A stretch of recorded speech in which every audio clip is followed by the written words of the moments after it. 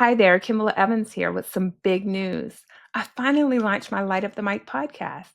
This podcast focuses on you. So comment or email me at hello@lightupthemic.com to let me know your thoughts or show ideas.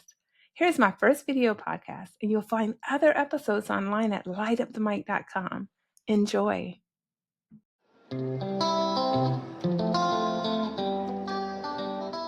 Welcome to the Light Up the Mic podcast with your host, Kembala Evans. It's that time of year again. You know, new year, new you, where most people have these New Year's resolutions that they're working towards. I don't know if you're one of them, but I do know that the number one New Year's resolution in 2025 was to save more money. If that's your New Year's resolution, I hope that you're trekking real well towards that goal. And I want you to know that I'm rooting for you.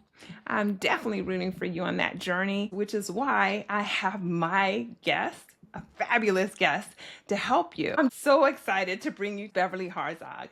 Beverly Harzog is the host of Your Personal Economy podcast. She's also a best-selling and award-winning author of 5 personal finance books. She appeared on Fox News, CNN, NBC News, CBS Evening News, Cheddar, and more. She was a consumer credit columnist for U.S. News and World Report and has been quoted in the Wall Street Journal, USA Today, Money Magazine, the New York Times, Kiplinger, and hundreds more. So I'm just so happy to have Beverly join us today for our first money conversation on Light Up the Mic. Welcome to the show, Beverly. Thank you so much for having me. It's really an honor to be here.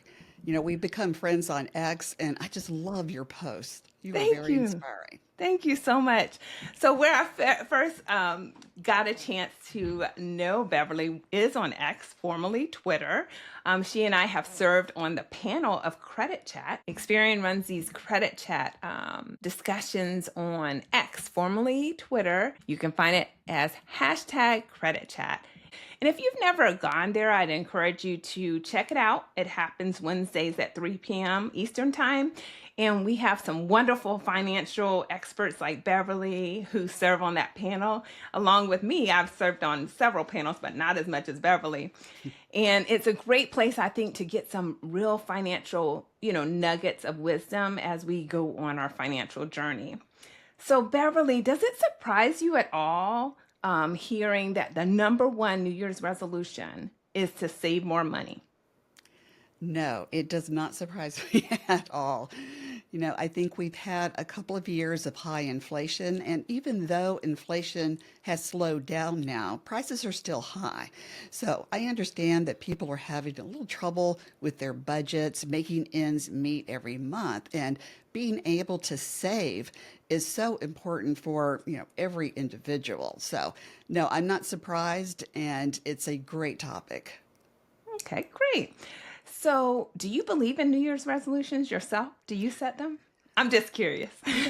I used to, and I was quite a failure at hmm it. hmm I saw the success rate, I think like over 90% fail. Why do Yes, you think that something like is? that. I think probably because, you can do a resolution like, I want to save more money this year. But if you reframe that as a goal, I'm going to save, such and such amount per week or per month, that makes it a little bit doable. That's more like a concrete commitment that hmm you can actually check in on, every couple of weeks. So as long as you make that goal doable, a little bit of a challenge though, hmm I think you're more inclined, more motivated to actually meet that goal. So I've kind of transitioned into goals myself, and that has worked for me. Yes. I think setting goals can be very powerful to realizing it because Mhm. it requires a lot more thought. It I think does. that when it comes to New Year's resolution, it's easy to kind of say, "Oh, I want to lose more weight," what you're saying is to be more strategic. And I think the key word that you said there in all of that is really being committed. Absolutely. And when you set a goal, you set specific steps to get to that goal. Mm-hmm. And with a resolution, sometimes you just toss it out to the universe and then you kind of forget about it. That's Mm-hmm. what I did. So when I set my goals now, I have like steps, and usually it's something I want to accomplish in each month of the year. So if you wanted to do that with savings goals, that's a good way to look at it. You can also go through your budget, and I used to do this when I was once in debt myself when I was Mm-hmm. young, Mm-hmm. right after college. Okay, like many many You, people. you mean Beverly when you were younger? When I was young, very young, and I I, didn't know what I didn't know. mm-hmm. But I remember going through my budget and I started to downsize expenses. I loved going to the gym, but I didn't need to go to an expensive health club. Got rid of that, went to Mm-hmm. a local gym down the street from where I lived. So there are a lot of, creative ways that you can save more money and you can focus on different steps to get there. Yes, yes. What I find in working with people on their finances is that sometimes what prohibits people from saving is the fact that they believe they can't save. And I think mindset is where it all begins, right? You have to make up your mind that you are going to save. And then once you do, when you kind of think through those actionable items that you can do to realize that saving, being creative, like you just said, creative. So what tips would you have for people that want to save more money to actually realize that goal? Like what tangible steps would you say to that person on how they can do it this year? Like I mentioned before, go through your budget, Mm-hmm. okay? And there are certain things, some are needs, some are wants. So go through and look at what you absolutely have to spend money on every month to survive, okay? And then you can start looking at the wants, spending that you like to spend money on, Mm-hmm. expenses such as going to the hair salon, getting a pedicure, things like that, or something like having a gym membership. Do you like to eat out? There are all kinds of things to consider. So look at your budget and see exactly where you're spending money. So along with the budget, I recommend tracking your spending. I started using Rocket Money. I used Mint for years until, Mm-hmm. that went away and it just became an app version. And then I switched to Rocket Money, and I don't have an affiliate relationship with them. So this is just my honest Personal opinion. opinion. Yeah, Mm-hmm. I really love it. I do. And I can track my expenses. I can do charts and see where I've spent the most money. And that's very eye-opening. And so you can start to set, spending limits on different categories. Right now, I'm reviewing my hair salon money that I spend. I love to go to this place. It's so much fun, and it's just like being a day at the spa. But it's gotten very expensive. So I'm thinking of maybe going somewhere else or cutting an expense somewhere else in my budget if I really want to stay with that salon. So there's all kinds of deals you can make with yourself and not give up everything. Mm-hmm. Because I'm telling you, I remember once many years ago, I decided I'd give up chocolate. Mm-hmm. I love Really? Was that hard? chocolate. I needed to lose some weight, and I thought, okay, I eat too much chocolate. I just love it. And so I lasted a couple of weeks, and then I binged on chocolate. I mean, this can happen with your spending as well. So give yourself a few little perks. Get some of those wants in your life, but just Mm-hmm. don't go to extreme, especially if you're in debt, because you also need to work on paying off debt. Mm-hmm. So the specific steps are going to depend on your situation. If you're in debt, you do need to focus quite a bit on that, particularly credit card debt. Mm-hmm. And I think many people have student loan debt. And, the positive side with student loan debt is that you can build credit with that as long as you pay your bill on time. Credit card debt, on the other hand, is just toxic. So I want people to focus on that a little bit as well as getting a few little perks. Mm-hmm. I'm just not one. Years ago, there was some expert came out saying, give up your latte. Well, I don't think you have to give up your latte. Maybe not get it 7 days a week, maybe 2 or 3. Okay. So Right, right. You have to live. you have to You live. have to enjoy life. Right. It's Because, hard to stay mm-hmm. motivated if you don't have some happiness in your life. Right, right. Yeah. I love that. I love that. I love your Yeah. style and how you just break it down. And I feel like for those people that do not have a budget, one thing that I think is very important that Beverly just stressed is tracking your spending. So where is your money going? If I say I want to save more money, well, I know obviously I'm not saving as much as I'd like, but where is that money going? So let's look at those expenses. Let's track that money. I think it's a great idea to track your expenses like 30 days to kind of see where is it going. Absolutely. 30 days is perfect. Okay. Yeah. And that gives you a good view of the entire month. And you might Mm-hmm. even want to do 2 months, especially if you started in a month where, let's say, you had extra expenses, like during the holidays or in the summer Mm-hmm. for a vacation. So, you want to be sure that you're considering any extra expenses in a month where you decide to track your spending.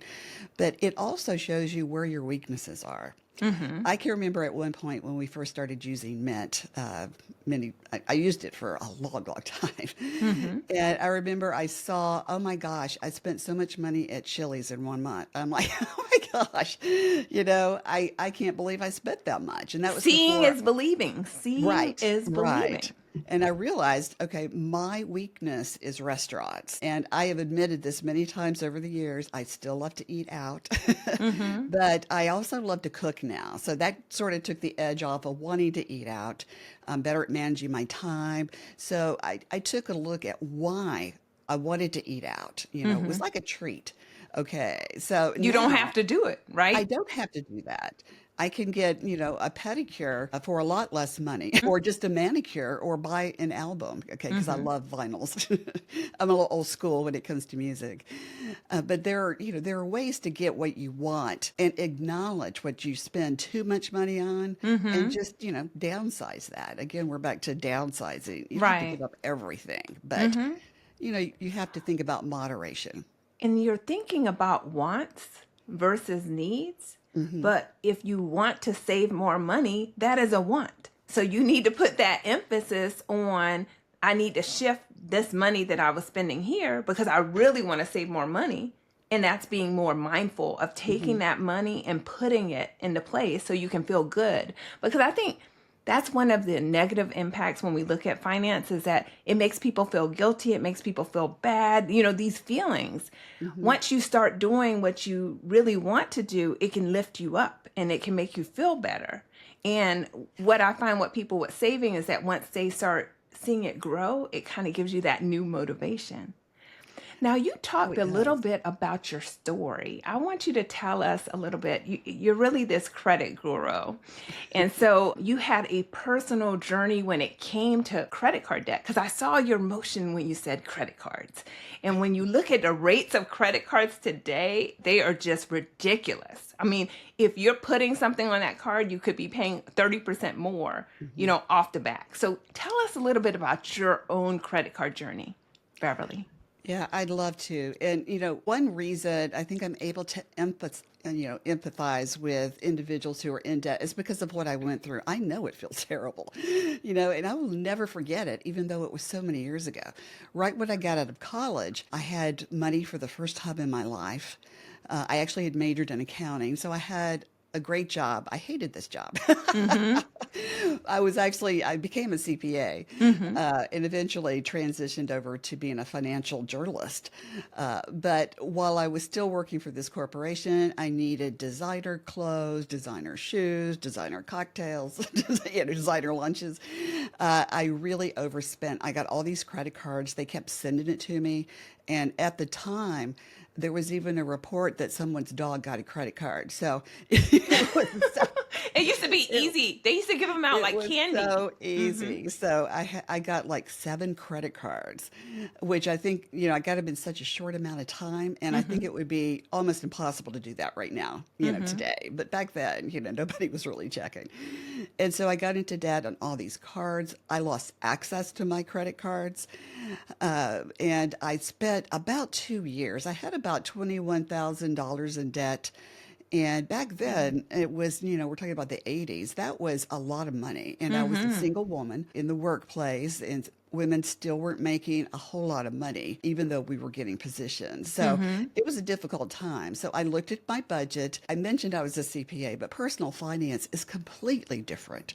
Right. So I actually had to go to the library Mm-hmm. and read books, and I got magazines, that talked about personal finance. I really worked it. I really educated myself, and I found that I loved it. I started feeling so hopeful and so great about my future. So I reworked my budget. I mentioned earlier downsizing. I did that on several things. Mm-hmm. I stopped going out to eat unless it was on a date and the guy was paying, honestly. Mm-hmm. And I just really started doubling my minimum payments, and then I started tripling them. Now, one way I got extra income during this time is I asked for a raise.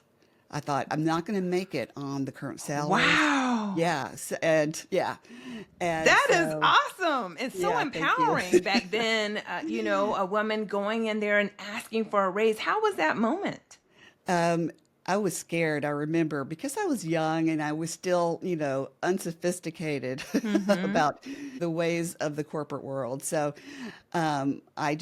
I had some notes that I had written for myself. I memorized them and I went in with my bullet points about research I had done and how I was underpaid. And I did get a sizable increase, and that helped a great deal. That is And wonderful. yeah, I love sharing that because I think too many people today don't realize that they can ask for more money. I want every woman to hear this too, Yes. because I know we're not raised, well, I wasn't raised. I was raised in a Mm-hmm. different generation, but I Mm-hmm. wasn't taught that I should go out and get what I wanted. So Mm-hmm. it was something I had to try.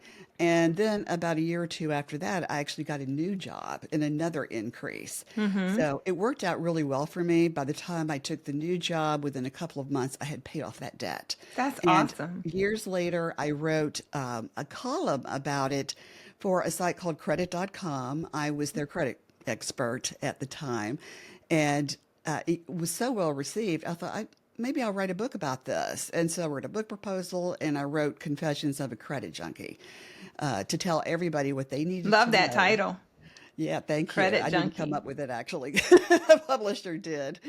I had one that I thought was good, but theirs is better. Mm-hmm. And that did well. And I got so many emails from readers who said, why don't you write a book about credit card debt? And I thought that should be the next one because I have experience with that too. So then I wrote the Mm-hmm. debt escape plan with that same publisher. So Mm-hmm. yeah, and my passion during my entire career, once I transitioned from corporate world, is to help people learn what they need to know about money and credit so that they stay out of trouble.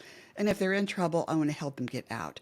This is really my passion because if you've got financial health, you are going to feel so much better about yourself, your family, your life, your friends, everything. Right. And as you get out of debt, you start feeling a sense of personal empowerment that helps you in all of the travails that you might have in the future. You really Mm-hmm. build resilience. Yes, it's transformational because It I is. believe when you are under that crushing debt, it's like a weight on your shoulders.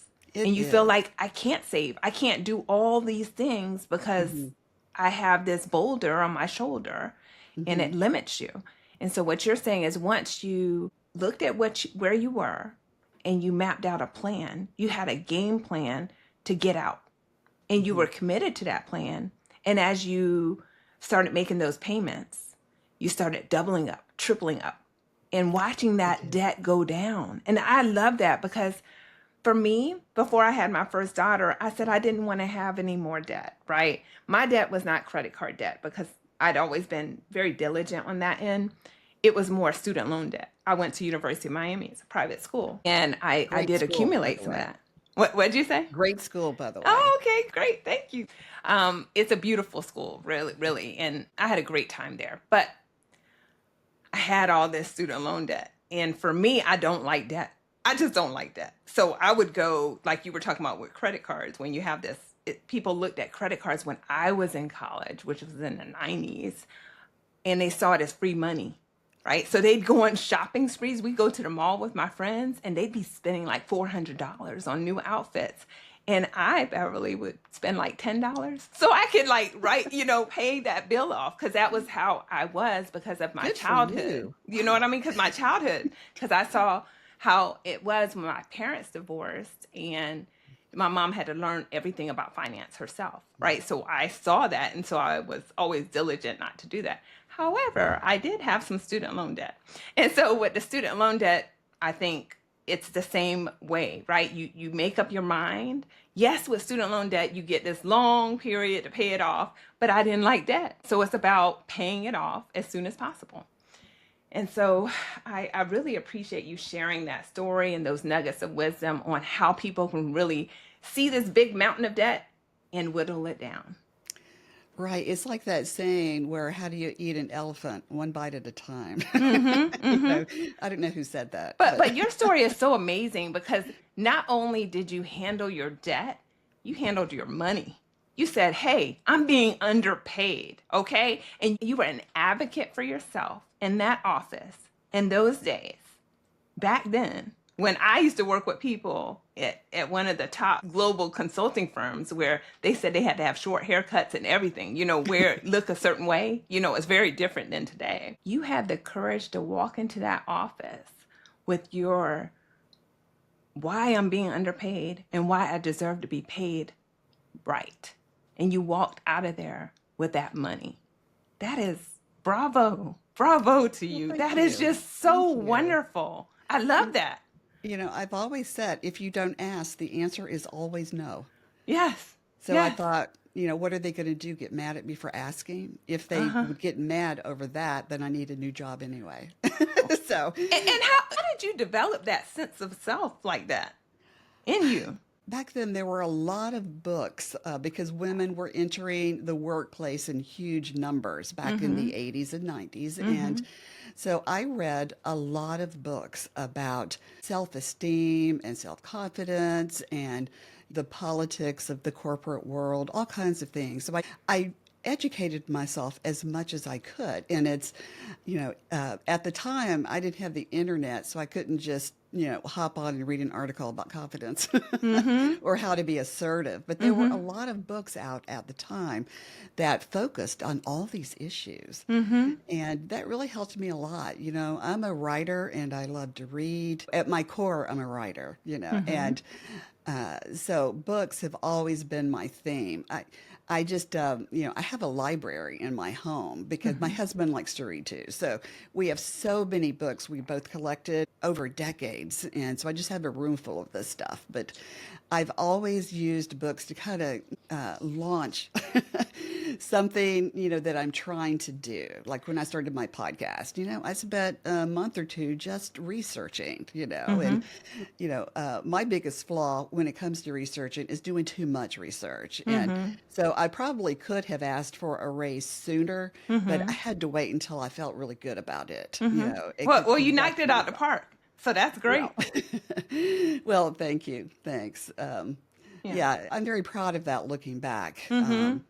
Because it was not easy for a woman in the corporate setting, and I was in finance, so it Mm-hmm. was mostly men. Mm-hmm. And I think that's one reason. Before I developed confidence, I Mm-hmm. spent a lot of money trying to make myself feel great, with the Mm-hmm. clothes, Yeah. and accessories and all kinds of things I didn't need to spend money on. No. But But but but what you did do is you put your mind on what is even more important than all of that, which is mhm, inside. It all starts absolutely. within. One And so thing I you built did. that knowledge. Yeah, and if you've got credit card debt, one thing I did right off the bat was I started looking at all of my statements to see what I was spending money on. I wanted to get to the root of why I was doing this. Back then I just kept looking, at what I spent money on. And I realized that it was an emotional thing for me. I was spending money to make myself feel better. It was my own version of retail therapy back then, but in my mind, I was spending money investing in my career, Mm-hmm. but I was just destroying my finances. So, I recommend, for everybody, if you've got credit card debt, look at why you're spending this money. And it doesn't mean you can never use credit cards again. While I was getting out of debt, I stopped using credit cards. And I think you have to do that because you can't hit a moving target. Okay. Mm-hmm. So if you keep increasing your debt, it's really hard to get out. Right.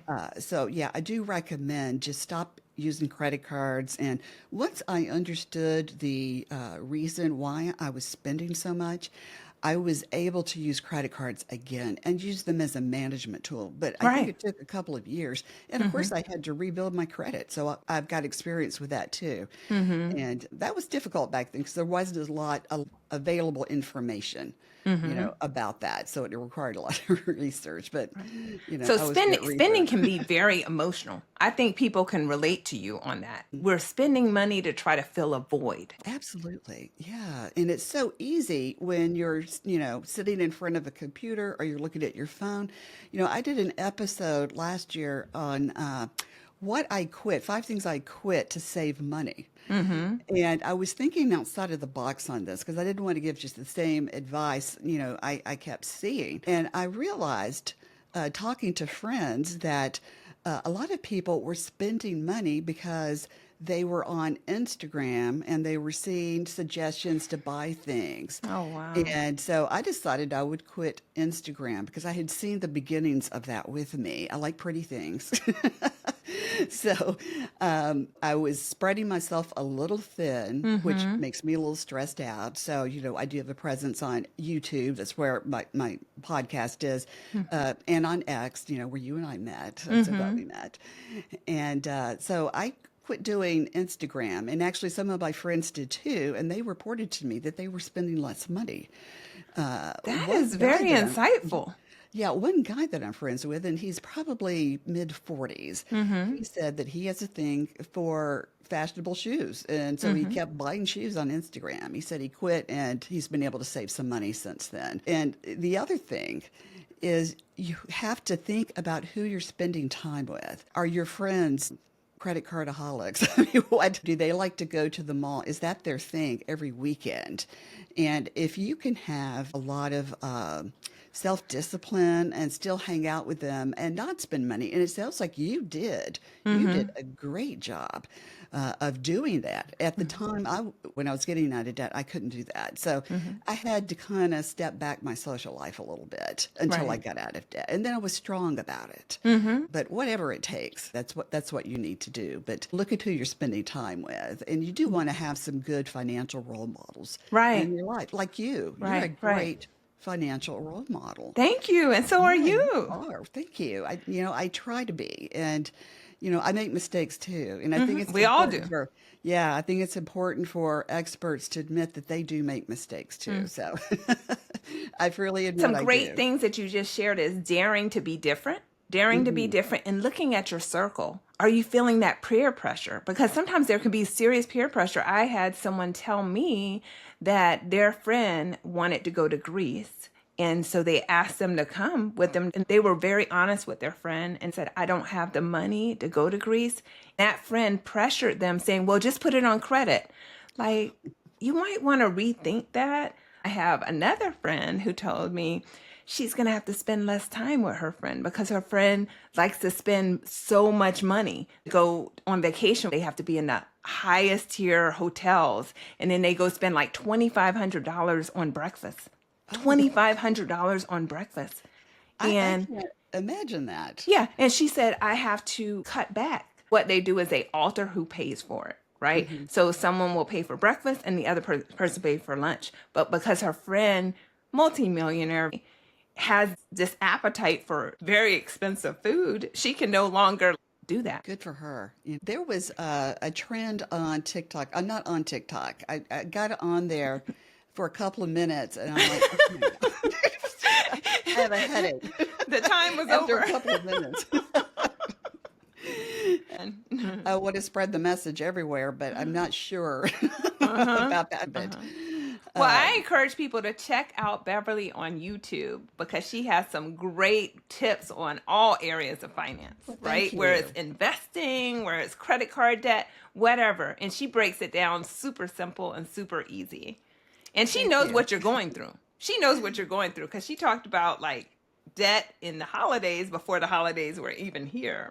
Oh, yeah. It's yeah, if you can start planning for things, like right now would be a great time to plan for the holidays. Open a savings account, labeled holiday budget and start contributing to that. A lot of people do have problems coming up with this money at the end of the year. It can be a big chunk, Mm-hmm. especially if you have kids. I've raised two kids. My kids are Mm-hmm. grown now. Mm-hmm. But I will tell you, even grown kids still ask for money. Mm-hmm. Mm-hmm. So everybody prepare for that. But honestly, my kids are great. In terms of saving and hitting this mark in terms of the savings goal, what are your thoughts on automating savings? I love that idea. I really Mm-hmm. do. Earlier, you mentioned a shift in your mindset to Mm-hmm. where saving is a good thing. And I love that. Mm-hmm. That is great advice because it is a good thing. You could start, setting some goals about, I'm going to save this much, I'm going to invest a certain amount. And then I've got some money to go on a vacation if I want to. Mm-hmm. So being able to save and, be very motivated because you've got some goals in mind, that is how you stay on top of this. That's how you Right. stay really motivated. Mm-hmm. And that's kind of that concept that people always throw out there, paying yourself first. So Paying yourself first. when you get Yes. paid, right, you're automatically setting aside, even if you have to do $25 to start, Mhm. right? As you said, you just Absolutely. keep going, right? And as you Yes. have more, you add more. Absolutely. And you can also get a couple of different accounts. Most banks will do this for you. Mm-hmm. When my kids were growing up, my husband and I set up a savings account just for college. Mm-hmm. And so we would put as much money as we could into that. My husband and I both paid for our own education. And so it was So did my important. husband and I. Oh, did you really? Yeah, I rarely meet somebody that, that had to do that. And it really makes you appreciate your education and everything that it takes to get through that because it's Mm-hmm. hard to work and go to school. Mm-hmm. That really builds a lot of resilience right there. So we wanted to be able to provide, for our kids as much as possible. Yeah. Well, one of my kids picked a private school. She went to Berry College, Mm-hmm. In which is so Florida. beautiful. It's in Georgia. Oh, in Yeah, Georgia, Northern Berry Georgia. College, not Berry University. Sorry. It's No, no. beautiful. It's in Rome, right? Oh, it is. It's the Mm-hmm. largest campus in the world. It is? And I used to work Wow. for U.S. News and World Report. We did all Mm-hmm. these rankings, and that was routinely ranked as the most beautiful campus in America. It was just fabulous. They say they have more deer than students, and I think that's true. And I heard they make you work. They do. And that's one thing I loved about this. So it was expensive. So when I Mm-hmm. went there with her on a campus trip, I talked to the financial people while I was there. I said, this is her first choice. She was getting a theater scholarship. And I said, but she's also done all these AP classes. Can we get some sort of merit scholarship as well? So while we Mm-hmm. were touring the campus, she got the theater scholarship and a merit scholarship, making it really doable. And you asked for it. I did. I said, you need to look at this. Mm-hmm. Mm-hmm. She was originally going to go to Georgia, but got waitlisted. So many in her class got waitlisted. I think they had just an abundance of applicants that year, Mm-hmm. but she didn't want to wait around for that. So this seemed like a better fit for her anyway. It's funny So how things work out, right? it is funny how things work out. Yes. And my son's always the big city guy. He wanted to Mm-hmm. go to Georgia State. So, Mm-hmm. that's where he ended up. But we gave my kids a budget on how much we could pay for their college. And if they needed more than that, they would have to get student loans and we would help them with that process. So, you don't have to, if you're a parent, you don't have to bankrupt yourself trying to get your kids through college. They do need some responsibility. And it's good for them. Have we talked about emergency savings? Let's talk about We that because haven't. you talk about great stuff with emergency savings and some things that come up.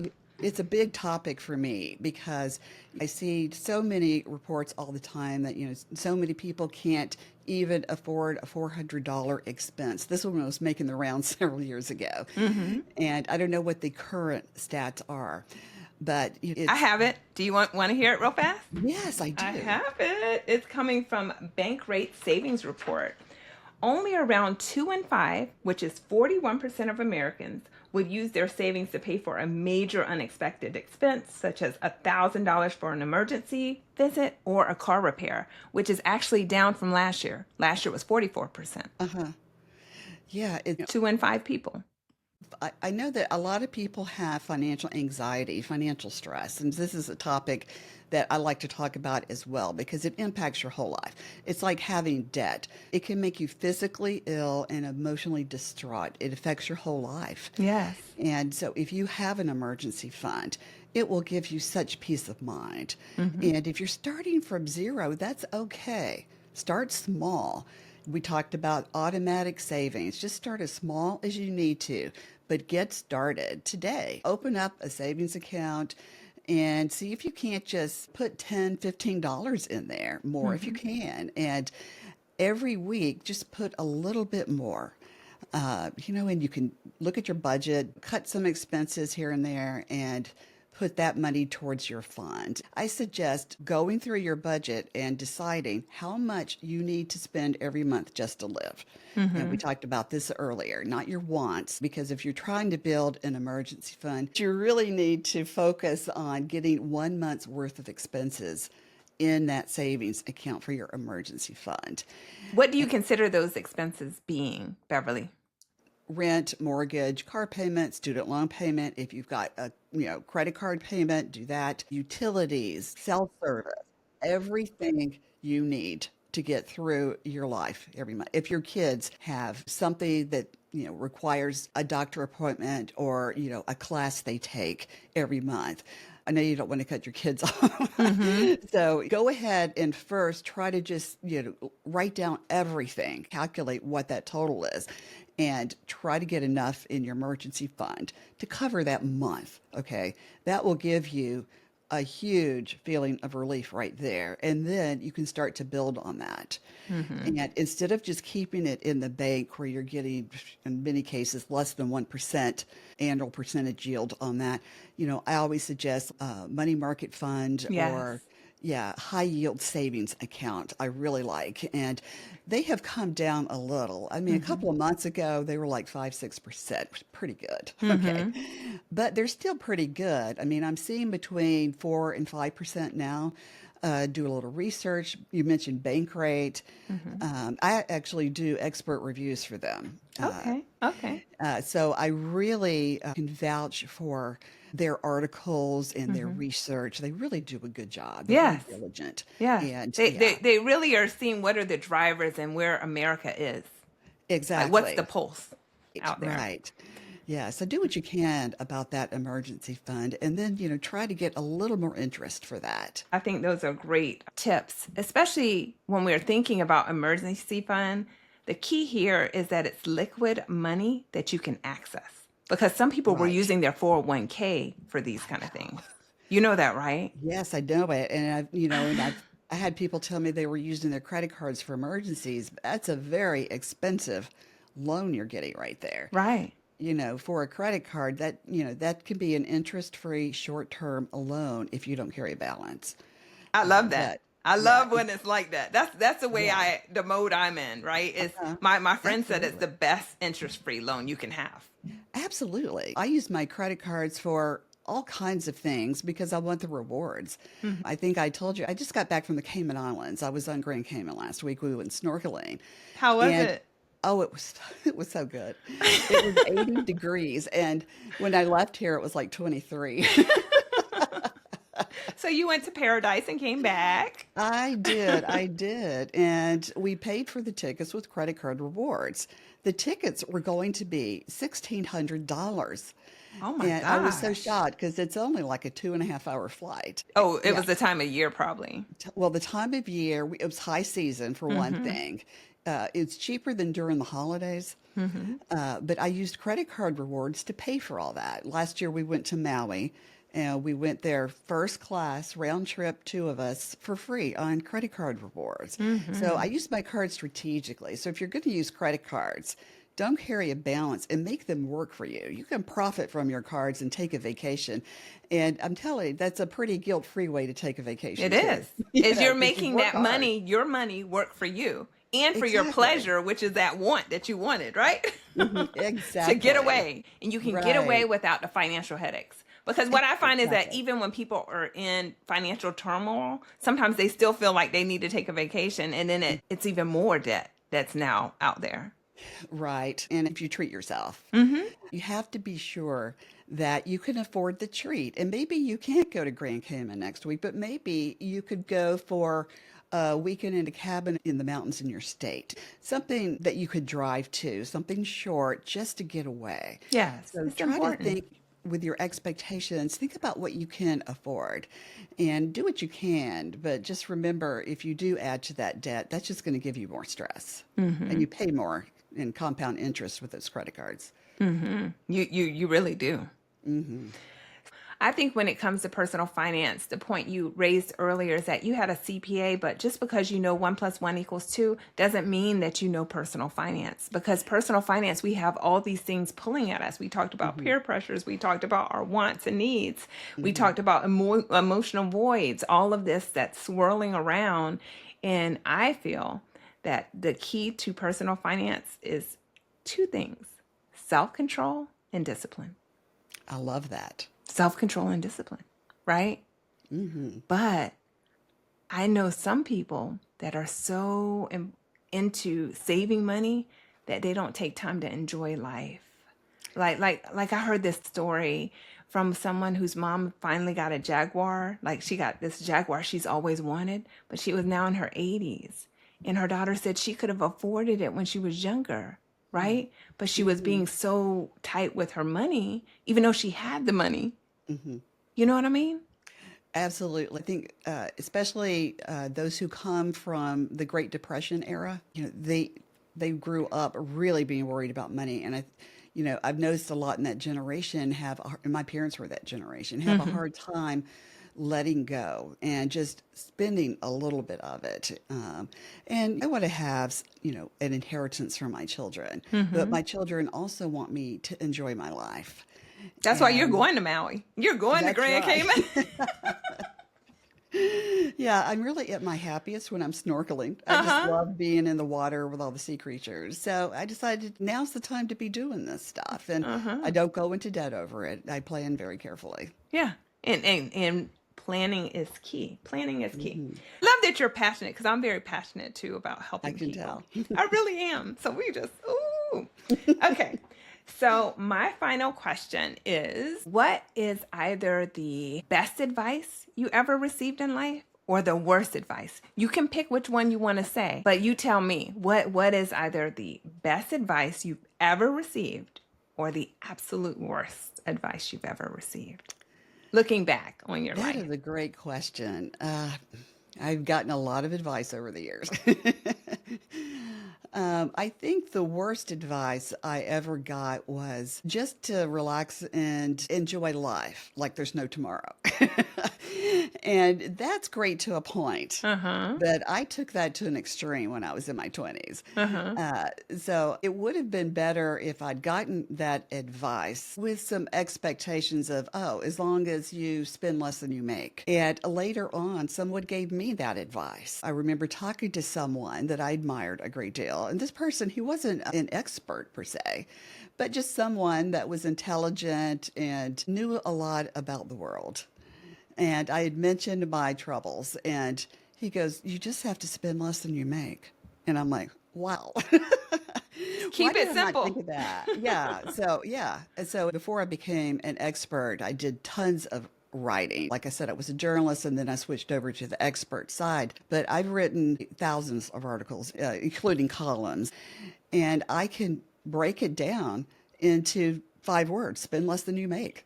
Really. I mean, that's what it all boils down to. You stay out of debt if you do that. Right.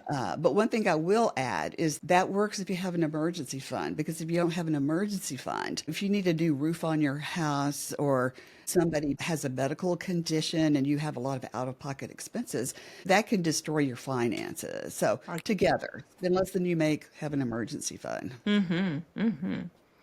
Wow, that is some great wisdom. And I really appreciate your time and thank you so much for joining us today. It has been a Absolutely. pleasure having you, Beverly.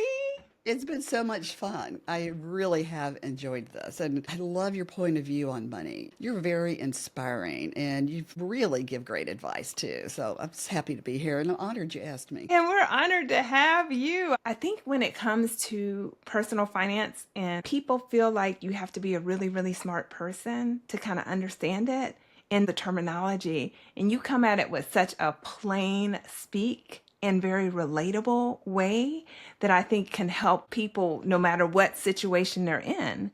And one of the big things I want people to know, no matter where they are, is that we all make mistakes. Like you said, you're a guru and you said, hey, I notice I'm spending a lot more on my hair, so I need to kind of rethink that. Right? So we all have to be very mindful and pause and reflect and change course here and there. So we have to be open to that. And I appreciate you sharing those nuggets of wisdom with everyone. I hope that they will check out your books. So if people want to learn more about Beverly, they can visit her. BeverlyHarzog.com. And I'm also on YouTube. That's where my podcast is. It's a video podcast. And so just search for Beverly Harzog and I will pop up. And the podcast is called Your Personal Economy. And then your books, you talked about them a little. Can you tell us those titles again, please? Sure. Okay. Confessions of a Credit Junkie, which chronicles my spending years when I got into debt, the debt escape plan, and I give some strategies in there on how to get out of debt. I go beyond the avalanche and the snowball and have kind of a unique twist on it because I think everybody needs their own custom plan. I don't think there's one plan that works for everybody. I agree with you. Nothing is cookie cutter. I wrote this book called Simple Numbers with a CPA who does a lot of workshops for small businesses. Let's see. Books, everyone. You see them? I have to actually look. And part of her library? Let's see. Complete Idiot's Guide to Person Lending. I wrote that right when social lending was taking off. It was one of the first books on that topic. And How Money Works. That's a big coffee table book, and I was the lead writer. That's a book that's a great gift to give to somebody. I'm going to get it. I love the title, How Money Works, with a piggy bank. It's like a visual representation. And what age that. level would you say that book is? Oh, I would say older teen on up. Older. Probably college level would really get into that, especially anybody that has an interest in personal finance. Okay. But it's not the kind of thing a teenager is going to sit and read. But they might, since there's so many illustrations, some of it I think will catch their attention and they might learn a little bit here and there. And that's the important part. Right. It's a great gift for a college student. Okay. Well, thank you so much for your time. I really appreciate you. Is there anything else that you want to add? Just one more thing that I want to say. We've talked about how it's not your fault if you've gotten into trouble. One thing I always want to say to people is credit in particular. It's easy to get in trouble because credit is not intuitive. This is something you just have to learn. And so if you've made a mistake, that's okay. A lot of people have done that. Just think about the solution and get going, get rid of it, and you will be on your way to financial freedom. Yes. Don't beat yourself up. This is just a little detour, right? Right. I heard someone say, life is 10% what happens to you and 90% how you respond. I love that. Thank you so much for joining us today for Light Up the Mic in our first money conversation. If you don't like talking about money, I would encourage you to do it a little more often, and you may be surprised at how much better it gets. And I wish you all the best on your personal finance journey. Now, before I go, you never know what someone is going through. So if you like what you heard, I encourage you to share it with your family and friends. Well, that's all for now. Keep shining and much love to you.